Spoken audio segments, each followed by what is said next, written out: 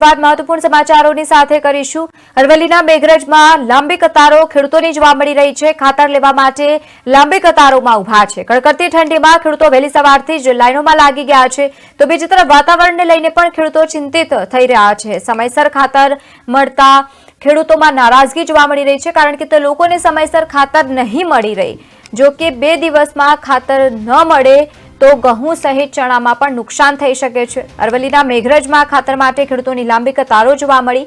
કડકડતી ઠંડીમાં ખેડૂતો વહેલી સવારથી જ લાઈનોમાં ઉભા જોવા મળી રહ્યા છે। એક તરફ વાતાવરણને લઈને તો બીજી તરફ ખેડૂતો જે રીતે ચિંતામાં મુકાયા છે, કારણ કે ખાતર પણ સમયસર નથી મળી રહી। જરૂરિયાત સમયે ખાતર ન મળતા ખેડૂતોમાં નારાજગી પણ જોવા મળી રહી છે।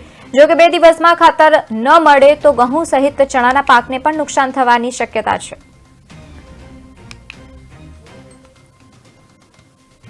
ખાતર જલ્દી મળતું નથી, અમારા ખેતરમાં વાવવા માટે મળતું નથી। અને વહેલા આવીએ તો હદ મળતું તો તલાવ બજાર જાય છે। વિનંતી માંગુ છું કે અમારે વાવણી કરવી તો ખેતરમાં તે કાઢી લીધે તો ખાતર જાય છે તળાવ બજાર। અમે સવારના 7 વાગ્યાના ઉઠીને અહીંયા અમે લાઈનમાં આવીને ઊભા છીએ।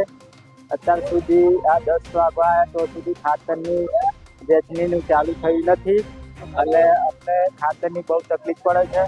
અને અત્યારે ગાડીઓ આવે તો કાળા બજારમાં જતી રહે છે અને એરિયા ખાતર અમને મળતું નથી ટાઈમે, એટલે ખેતીમાં અમને કસર પડે છે।